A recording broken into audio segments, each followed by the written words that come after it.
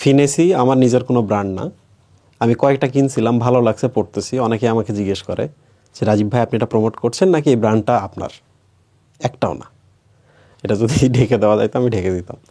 তো যাই হোক, এই যে পেছনে দেখতে পাচ্ছ কালারফুল, এই যে লাভ সাইন দেওয়া আছে দেখছ, মানে এতটা ইন্টারেস্টিং আর কি। একটা জার্নি চলতেছে 2026-এর একাডেমিক ব্যাচ চলতেছে বি স্ট্রুপস নামে।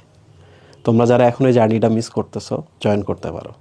মনে রাখবা এই একাডেমিকটাতে এত চমৎকারভাবে আমি পড়ানোর ট্রাই করতেছি, একাডেমিক নিয়ে তোমাকে তো চিন্তা করতেই হবে না। অ্যাডমিশনে আইসা দেখবা 98% পড়া শেষ হয়ে গেছে। মানে আমি এর আগেও বলতাম যে তুমি যদি একাডেমিক জার্নিটা করো, অ্যাডমিশনে গিয়ে প্রি মেডিকেলে গিয়ে তোমাকে আর কেউ পড়াইতেই পারবে না, এমন করেই পড়ানো হইতেছে। ওকে, আর প্রত্যেকটা ক্লাসের শেষে কিউএনএ সেশন থাকে। কিউএনএ সেশনে পুরো ক্লাস শেষে স্টুডেন্টরা কোশ্চেন করে, তো ওই সময় তোমাদের যদি কোনো ধরনের কোশ্চেন ক্রিয়েট হয় তোমরা যে কোনো ধরনের কোশ্চেন এখানে করতে পারবা। সো দারুণ কিছু ফিচার। পাশাপাশি এক্সাম, আমরা এক্সামটা একটা ক্রিয়েটিভ ওয়েতে নিচ্ছি, খুবই কমপ্লেক্স একটা এক্সাম। তুমি যদি এক্সামে 40% মার্ক পাও তাহলে ধরে নিবা ফাইনালে তুমি 90% মার্ক পাবা। 50% যদি মার্ক পাও ধরে নিবা ফাইনালে মোটামুটি 25টার মধ্যে 25টা বা 24টা তুমি সলভ করে ফেলতে পারবা।